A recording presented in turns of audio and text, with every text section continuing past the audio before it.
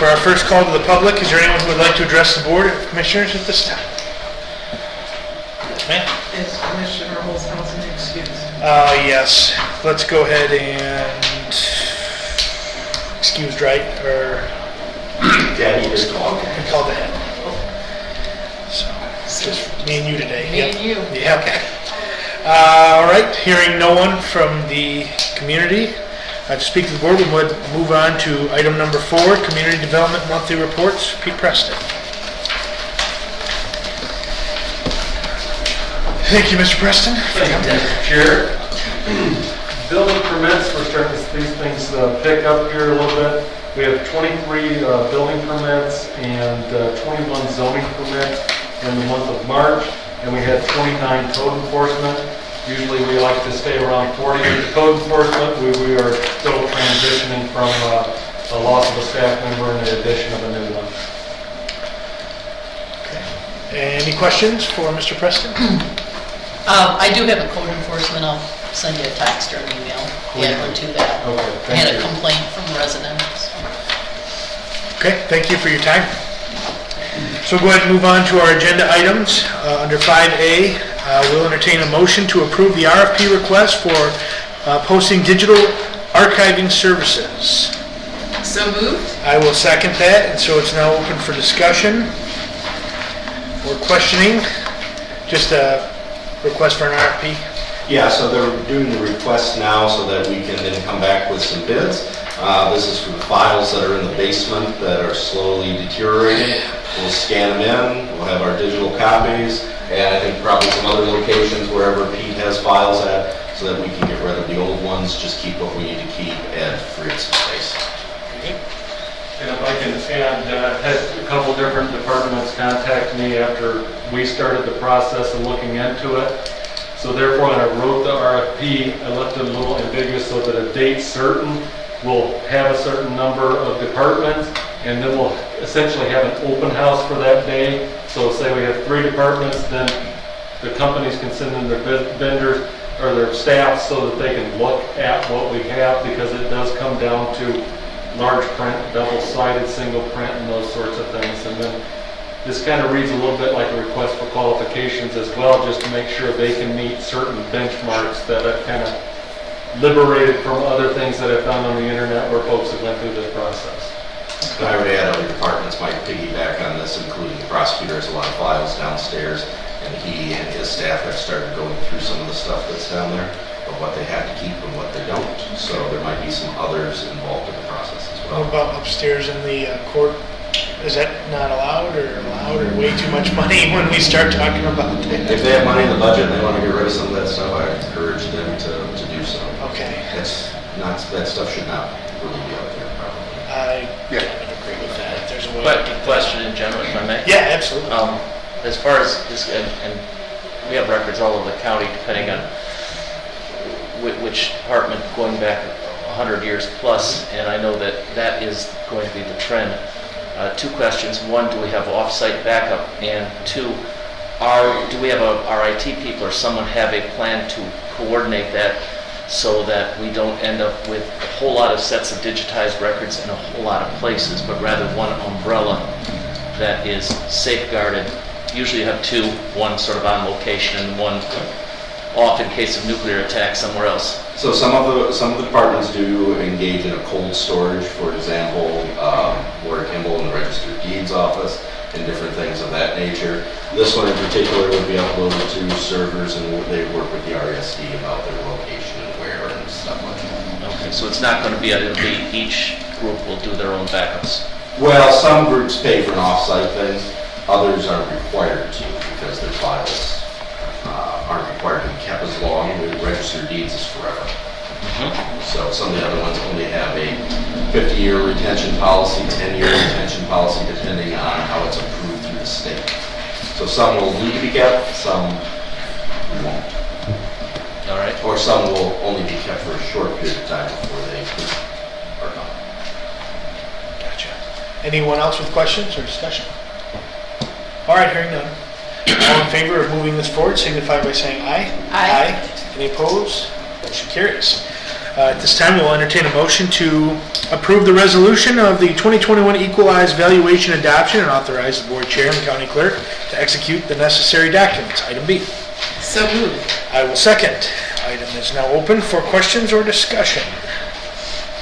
Anything on this? If Pete wants to say it. Mr. Preston, anything quickly? This is the conclusion of our equalization season. It's the resolution where the board equalizes all the townships. All the townships after the March board of review came in within ratio between 49 and 50%. So their assessed value was within 49 or 50% on what we estimated the market to be as of December 31st of 2020. I will tell you that market value, meaning increases in sales, increases in the price for homes for businesses, and the amount of new construction, we saw about $165 million worth of market value increase. On the taxable side of that, we had a very low interest rate, which if people were staying in their homes, they would only see a 1.4% increase in their taxable values. They were not staying in their homes, they were moving, people were buying, coming into the community. So we saw almost, well, a little more than $100 million worth of taxable value added, which indeed the county will see as reflected in its revenues. Understood. Any questions? Okay, all in favor of putting item B on file?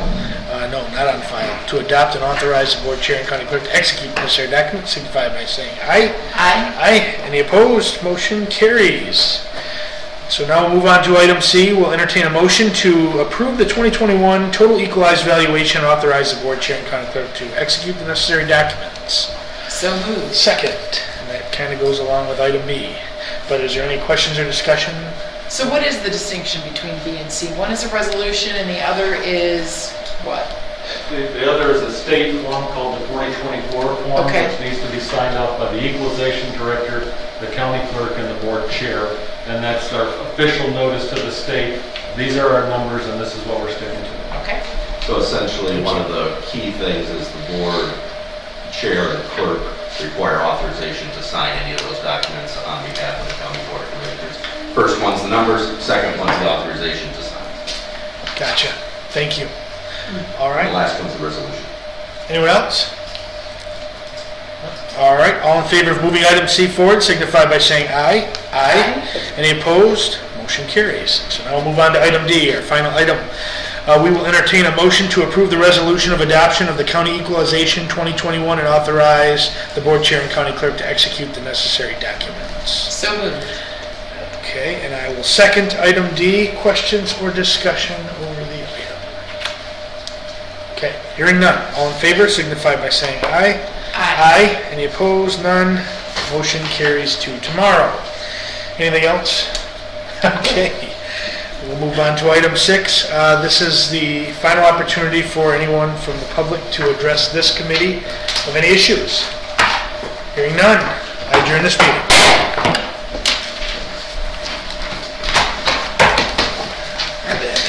Give us a minute and we'll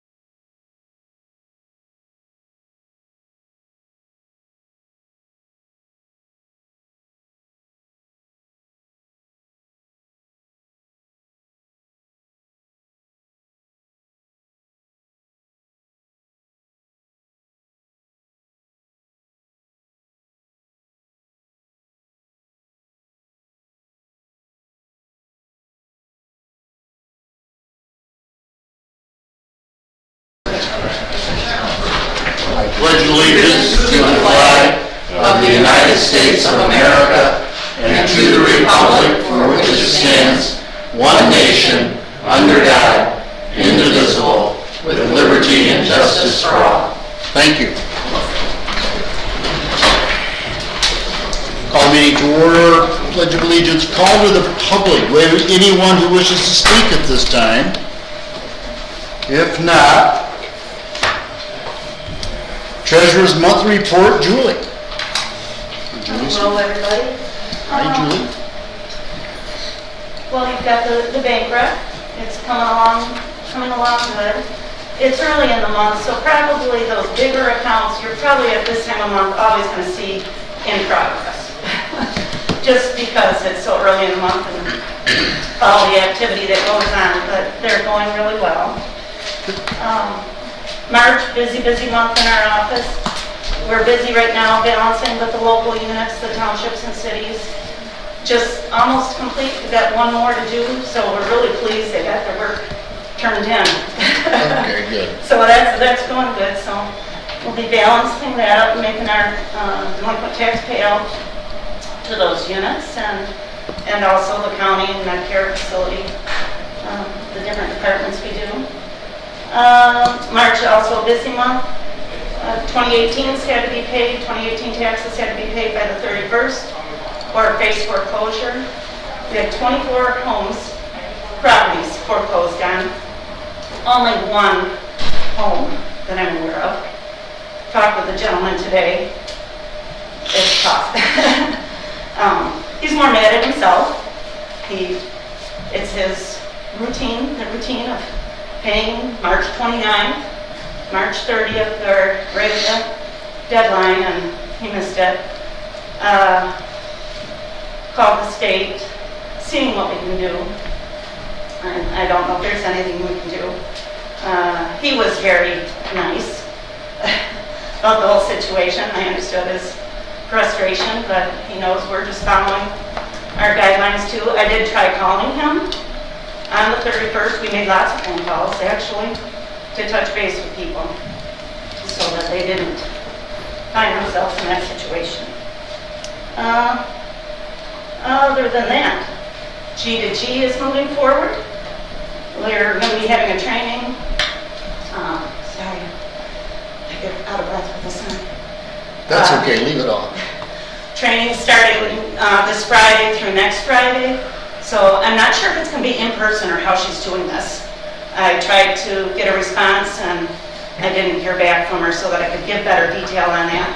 But we're hoping to get that set up in the next week and move forward with our G2G. Get this taken care of once and for all. So hoping to implement that soon.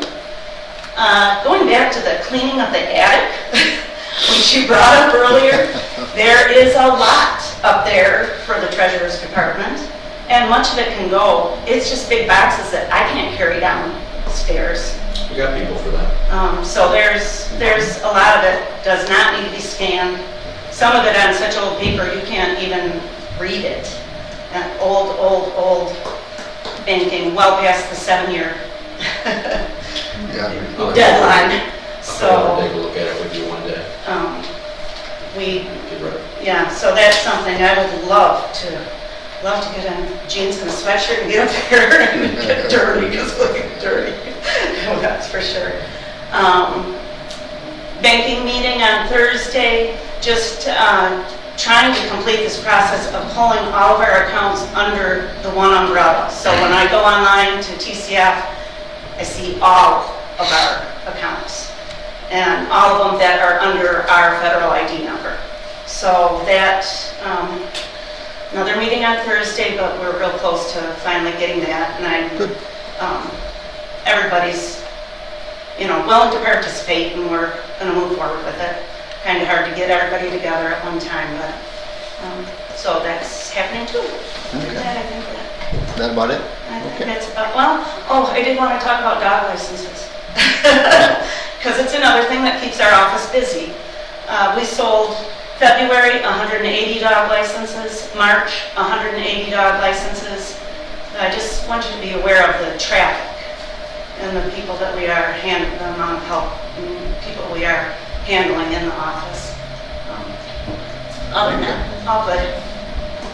Any questions? Yes, I have a question. So Julie, and this is certainly not your fault. I had a former resident of my township reach out to me because she has a delinquent tax bill. once I got looking at it, I got online and looked at it. It's actually a retired parcel. It's vacant property. It was assessed an ambulance. It's a $45, and then the 45-cent. And there's a number of those. And I believe, I know who you're talking about. I know the last name, I believe, but there are a number of them. Well, one of them's mine. And there are a number Garber. there are a number in Venice Township too. And we've reached out to the assessors. That's a July board of review change. They make the change, we make the change in our system and remove it. Well, I agree with that, although I did talk to Pete today, and he's gonna really look at the root cause of this and try to make it so that those bills don't get sent out in the first place. But when I talked to one of your staff members, she told me to tell my former resident that A, she either had to pay that tax bill, or B, she herself, she's moved away, her husband died, moved away, that she has to come back and take it to the board of review. Those were the two options. I'm sorry if that's, and I believe I know who you talked to. Well, I think what she didn't know is she was talking to me here, the auditors were sitting in the chambers here. I appreciate that, and I'll address that. So, yeah, those are the wrong answers. Um, And I know that had she talked to you, or I talked to you, that would not have been the answer I received. And I'm sorry. Thank you. For your input. Okay. But yeah, that is an assessor thing is what it comes, when they do their bills. So it's fixable at the July board of review, and then we take it out of our system once we're given that direction to do so. Good. Well, and I like Pete's input, his suggestion that maybe if we can just stop it from happening in the first place. And he's gonna work on that, he's gonna work on that with Sarah. So maybe. And I appreciate that, but that starts again at that local unit level. And we don't see it in our system until they've turned in all of their years done and they're sending us their flash drive with all of their info. And I think it's been So we ongoing. don't see that beginning part of it. We don't see the July bill go out, the December bill go out. We don't see it till they're done collecting, and then it's put in our system, and they send it over to us as delinquent, and then once we have it in our system and we can see, we can view, like, oh, what's this one's just got $25, or this just has 45. Oh. Right. So Then we can look at it, but we don't see it until it's sent to us as delinquent. So at the end, I mean, with no taxable value and no property description, you can't possibly turn that over to the state, so you have to fix it at some point. Oh, yeah, so then it's addressed, and, yeah, I emailed my one assessor concerning, and she said, oh, yeah, I've got a whole list of them but they get taken care of at July board of review. Even the delinquents. Yeah. Okay. All right, thank you. That's all I had. Okay, thanks, Julie. I actually had one thing. Oh, sure. Sure, and walk Yes. away. And it was a good thing. I just wanted to thank you publicly for joining us in our efforts to get the land bank started, taking our first steps. I think in the long run, it's going to have some significant benefits for the county. So thank you for that. You're welcome, and I hope so. I hope it's a good thing. That's the plan. We'll be working closely on forming the resolutions and the next necessary steps, and working with the chair on appointments, so that we get everything in before the fall deadline. Very good. Thank you for all your comments. Okay, item B is being worked on, so we won't have that today. Moving down to item C, need a motion to approve. Whoop, I'm sorry, we need a vote. Sorry, I missed one. Okay, item A, approve the updated COVID policy, staff policy and instruction, the coordinator to implement it. So moved. Support. And there's a motion to support. Brian, do you want to comment at all? Yeah, so we have been approached by a few department heads, including the sheriff, related to some changes that needed to be made in the COVID-19 policy around exposures, match new CDC guidelines, and also to limit any particular holes that may be in the policy. So we've adopted that and it is, or created that, and it is before you. One of the important things to remember or to note on this one is that July 1 of this year, after talking with the health director, anyone who has not had the vaccine by that point in time and it has an exposure will now be using their own time, no more time from the county for COVID-19. It's available to everyone currently. Okay, thank you. I had heard that. I've heard that from several organizations, yes. That just isn't the county policy. No, teachers have, I believe, until September. Several other agencies are giving it until June 30th, because their fiscal year. I just picked July 1st after our discussion. Okay, John, so yes. in my discussion with Larry, health director, before the meeting started, so if an employee is vaccinated and they have an exposure, they don't have to quarantine, right? There is no... Not to my understanding. Correct. 2 weeks after second dose, in the case of Johnson & Johnson, 1 dose. 2 weeks after that, they do not have to quarantine. Okay. Thanks, Larry. If for some reason they do become horrendously sick, we did note something in there about that in the policy, but otherwise. Dr. Boggs, is this the latest version of the policy? Yes. It looks like it might be missing some of the revisions we made. It shouldn't be. Oh, no, this is not the latest one. I must have sent Morgan the wrong one to print. I will give you that one. Okay. We will have that for Wednesday. Yes, the changes are done. Okay. All right. Any other discussion at this time? Can I ask a question?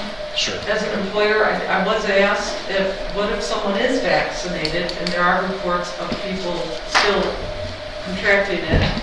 What happens? I mean, is there something to address that? Or if they can prove that they've been vaccinated and then they still test positive afterwards?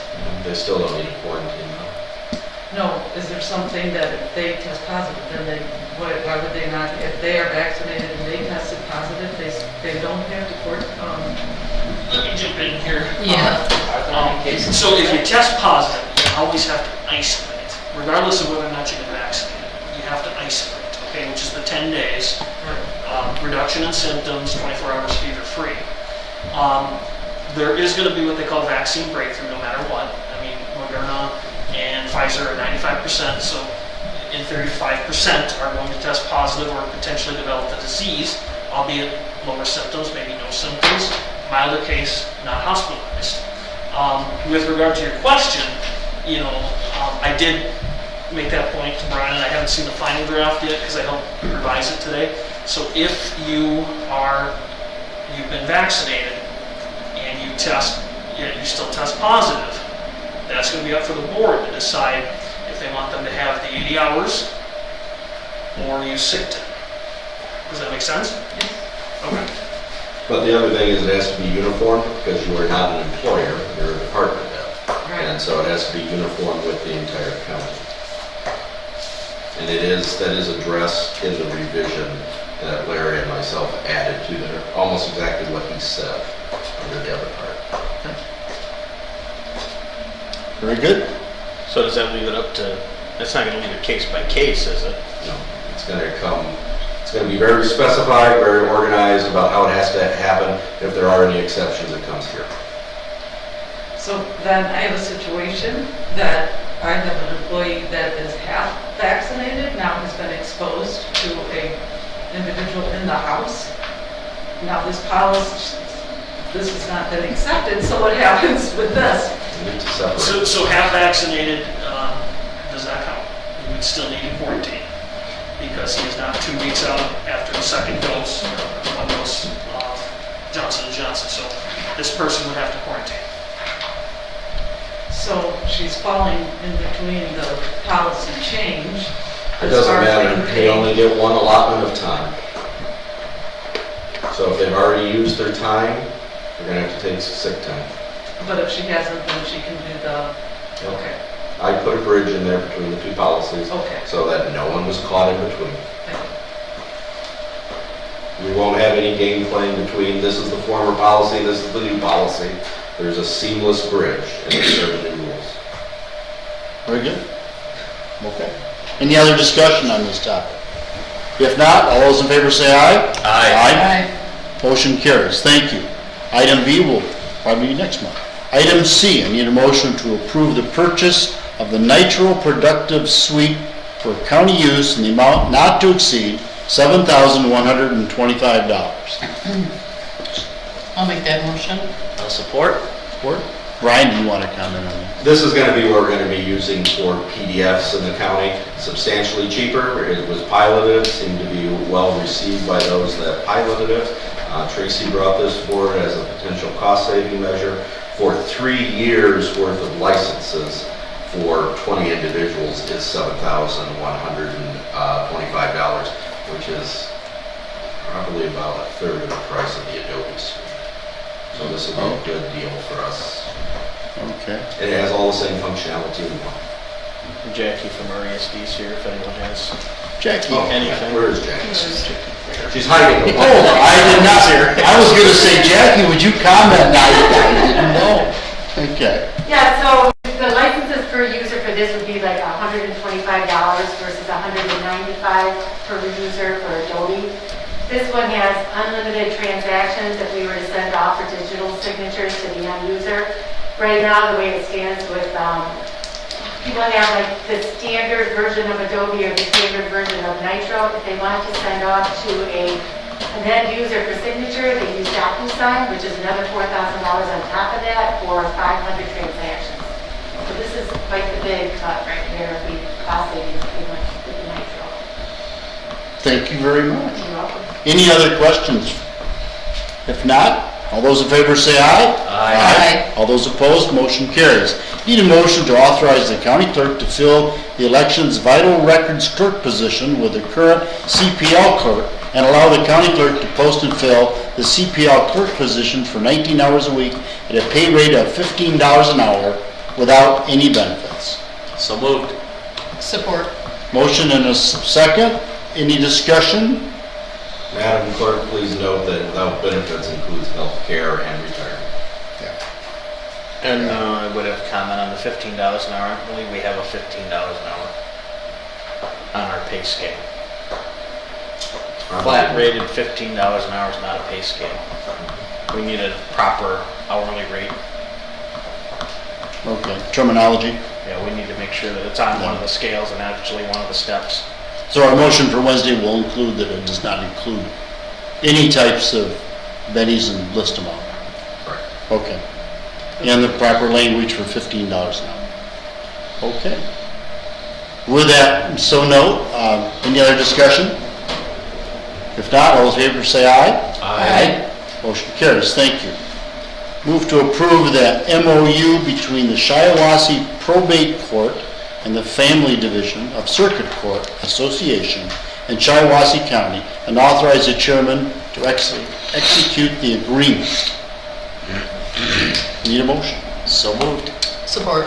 There's a motion and a support. Brian, would you like to comment? Yeah, so in your last month's board meeting, you made the adjustment for COLA for all the other employees, and other units could, if they wish to sign an MOU, relieving them of MERS for the next set of hires as of January retroactively this year. They could in exchange for their COLA. The first group to do so was this particular one. Very good. Shiawassee Probate and Family Division of Circuit Court Association. Very good. Any discussion on that? If not, all those in favor say aye. Aye. Motion carries. Thank you. Item F, move to approve the bid for Mishler's Painting Plus in the amount not to exceed $8,350 for painting the Public Defender's Office Suite. I'll make that motion. I will support. There was a motion to support. I take it you're going to paint the offices. Yes, the walls will be a light gray, matching the flooring, it looks awesome down there. Matches our furniture that we've got, and the doors and door frames will be a darker gray with the co-base being darker. And I believe this money comes out of Yes. your funds? Yes, Okay. it's been approved by the state at a line item for that. Very good. Thank you. Thanks, Doug. Any other questions for Doug in this item? Anything? If not, all those in favor say aye. Aye. All those opposed, motion does carry. Item G, I need a motion to approve the proposal from Human Resource Consulting Services in the amount not to exceed $5,000 and authorize their coordinator to execute the agreement. So moved. Support. There's a motion and a support. Discussion. So, after our last meeting, the chairman and myself contacted 3 HR firms to see about their engagement related to this project here in Shiawassee County. 2 of the 3 did not want to do the project without us already having hired an HR person because the county is so large, so that they felt that it would be extremely cost prohibitive. 1 in particular, though, is willing to come in and do a complete HR audit of what the position would entail, help find someone, and also write the policies and procedures needed, and also go over some of those. In that, they would give $5,000 worth of work, and they feel that they could accomplish that in that. Okay. I think that's a good start, and I think it's a give good us kind of a start. roadmap to go forward, so. Yeah. Any other comments? It is within my spending range, but it is a contract, so it does need your approval. Okay. Thank you, Ryan. Any other discussion? If not, all those in favor say aye. Aye. All those opposed, motion carries. Item number 6, call to the public. Do we have anyone who wishes to speak at this time? If not, adjourned. Thanks, everyone.